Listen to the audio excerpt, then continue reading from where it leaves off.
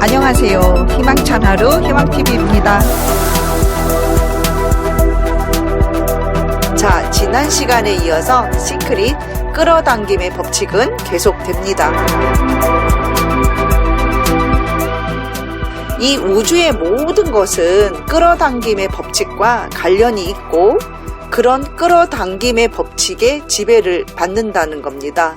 이 법칙은 멈춰있지 않습니다. 항상 작동합니다. 내가 믿든지 내가 믿지 않든지 내가 이해하든지 이해를 못하든지 상관이 없습니다. 항상 끌어당김의 법칙은 작동을 합니다. 생각이 흐르는 동안 이 법칙은 항상 작동을 한다는 겁니다. 나의 과거를 생각했을 때, 나의 현재, 나의 미래를 생각할 때도 언제나 이 생각은 진행형입니다. 사람이 생각을 항상 하니까 생각을 하는 한 언제나 끌어당김의 법칙은 작동을 하고 일시정지나 멈춤이 없다는 겁니다. 한 개인이 어떤 생각을 계속하면요, 그 생각과 관련한 결과가 일어납니다. 다시 말하면 창조가 일어나는 거죠. 어떤 사람이 만약에 틀에 박힌 어떤 사고방식을 갖고 있어요. 그 사고방식을 그 사람이 고치지 않는 한 그 사고방식과 관련된 그런 창조가 계속 일어나겠죠. 현실로. 나는 이런 것은 정말 못해. 이렇게 생각을 하면 못한다고 생각을 했으니까 어때요? 못하는 결과 창조만 일어나게 되는 거죠. 또한 내가 불평을 계속해요. 내 주위에서는 나는 불평할 일이 더 많아지는 거죠. 끌어당김의 법칙은 내가 집중하는 대상을 나에게 끌어다주는 그런 법칙이기 때문입니다. 그 다큐에서 실례로 로버트라는 사람이 있었어요. 자신의 비참한 삶에 대해서 이 치료사에게 글을 보냈어요. 자기가 게이이기 때문에 직장이나 이웃에게 계속 괴롭힘을 당한다라고 확신에 찬 말을 했던 거죠. 로버트의 꿈은 개그맨이었어요. 무대에서 개그를 하려고 하면 모든 사람들이 자기를 게이라고 놀린다는 겁니다. 막 집어 던지는 거예요. 그래서 자신의 인생은 너무 불행하고 비참하다는 그런 내용을 치료사에게 보낸 거죠. 아주 구체적으로 그 내용을 적었겠죠. 그런데 이 치료사가 그 메일을 보니까 그 메일 속에는요, 좋은 이야기가 하나도 없었던 거예요. 안 좋은 얘기, 힘든 이야기만 늘어놓은 거죠. 이 로버트에게 답장을 하는데 당신이 쓴 글을 보니까 원하지 않는 것에만 집중을 하고 있다. 원치 않는 것만 계속 나한테 말을 하고 있다. 이렇게 답장을 주었다는 거예요. 당신은 이런 생각에 너무 집중을 하고 있고 그럴수록 상황은 더 나빠진다. 이렇게 말을 했고 로버트가 더욱더 좋아지는 그런 방법들을 제시를 했겠죠. 그 로버트는 본인이 진정 원하는 것에만 집중하기 시작했어요. 안 좋은 부정적인 생각이 들면요, 바로 뭐를 해요? 좋아하는 음악을 들은 거죠. 분위기를 싹 바꾸고 자신이 원하는 것에만 집중을 계속 하기 시작했습니다. 그런 후에 6주에서 8주 정도 되었을 적에 큰 결과들이 나타나기 시작했어요. 기적과 같은 일들이 일어나기 시작한 거죠. 자기를 괴롭히는 직장 동료들은 정근을 가거나 직장을 그만두게 되었죠.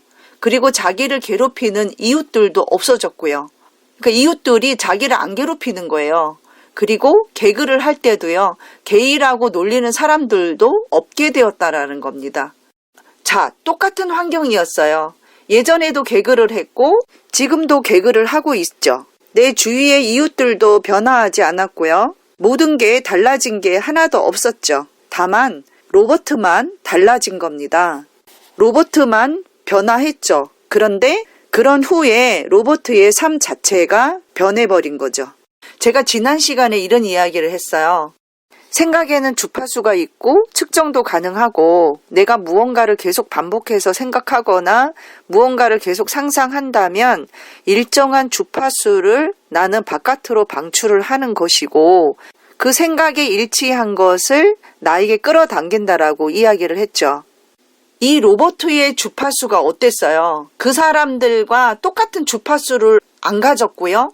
즐거운, 행복한, 그쵸? 좋아하는 음악을 통해서 즐거운 주파수를 로버트는 만든 거죠. 그쵸? 그랬더니 주파수가 그 이웃과 자기를 놀리던 이웃과 직장의 주파수와 어떨까요? 다르죠. 다르니까 당연히 부딪힘이 나지 않는 거죠. 자, 이 로버트의 상황을 보면서요. 우리가 꼭 기억해야 하는 부분이 있습니다. 다시 말하면 끌어당김의 법칙을 활용하는 방법이기도 해요. 첫째, 내가 좋은 현실을 맞이하려면 내가 두려워하고 견디기 힘들어하는 그런 생각, 상상은 바로 접어야 합니다. 버려야 합니다. 그리고 그런 힘든 생각이 들 때마다 바로 내가 좋아하는 것으로 행동의 전환을 시켜야 합니다. 두 번째로는요, 내가 무엇을 할 때 기분이 좋아지지? 나는 어느 때 행복하지? 어느 때 즐겁지? 이거를 알고 있어야 돼요. 생각을 해보셔야 돼요. 그런 걸 모르시는 분이 의외로 많더라고요. 음악을 들을 때도 있을 거고요. 노래를 혼자 부를 때도 흥얼흥얼 거릴 때도 있을 거고요. 운동을 할 때도 있을 거고요. 그죠? 아니면 집에서 혼자 춤을 출 때도 있을 거예요.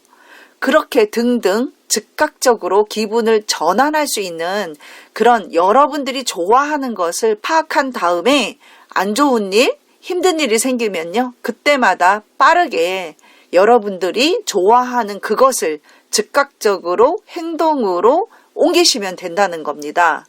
자, 그런데 여기서 여러분들이 궁금한 게 있으실 거예요. 갑자기 화가 났는데 나는 운동을 하면 기분이 좋아져. 이런 분이 있으시다면 기분 전환하러 바로 일을 하다 말고 운동을 하러 갈 수는 없는 거잖아요. 그쵸?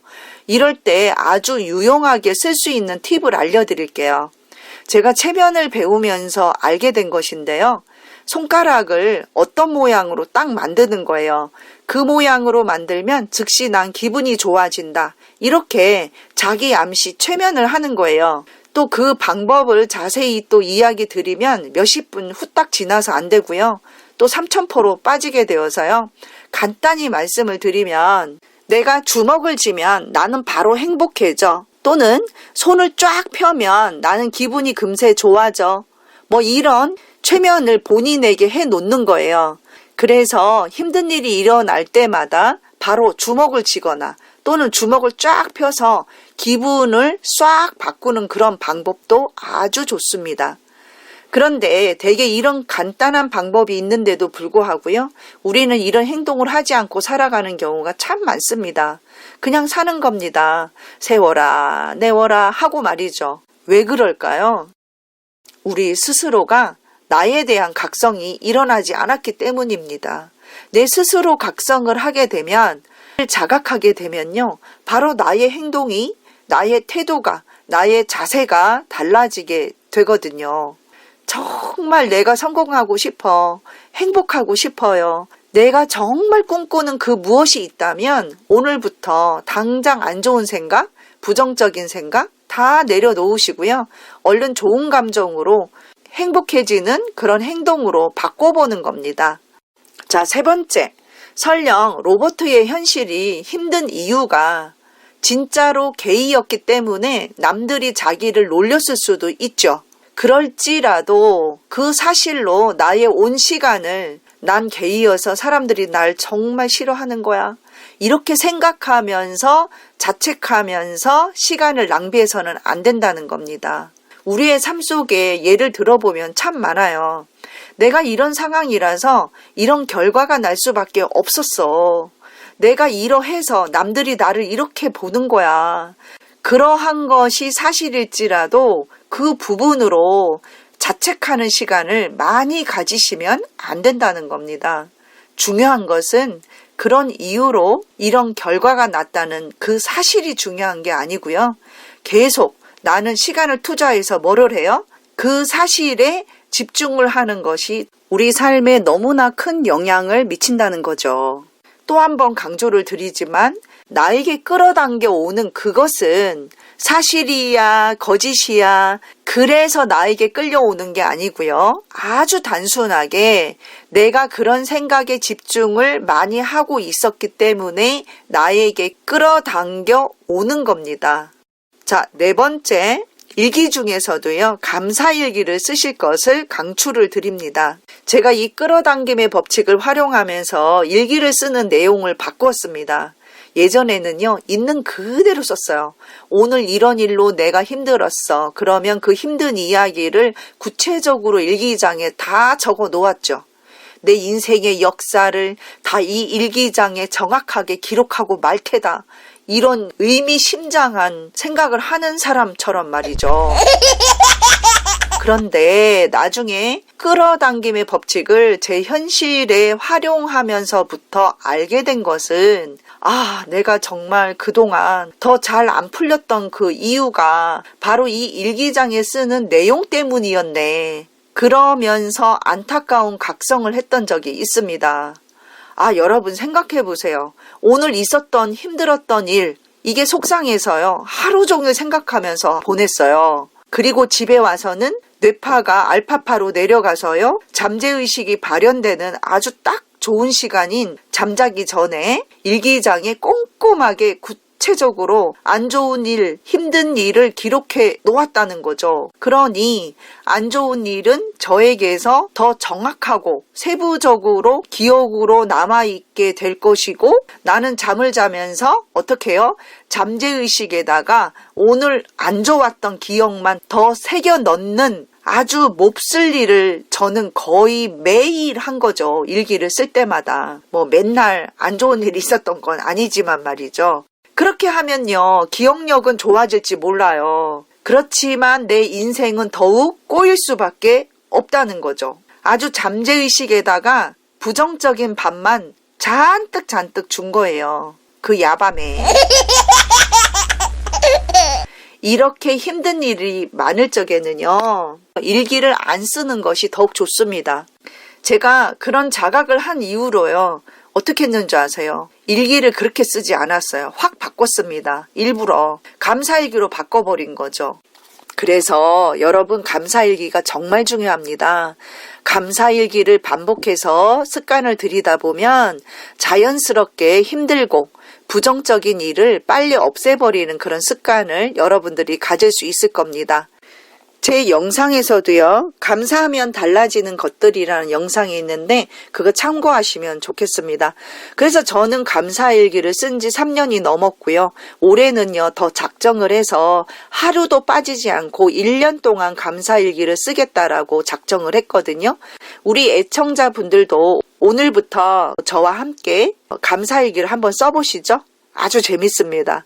같이 그렇게 1년간 감사일기 써보고 올해 마지막 날 12월 31일 날 감사일기를 1년 썼더니 이런 좋은 일들이 생겼어요.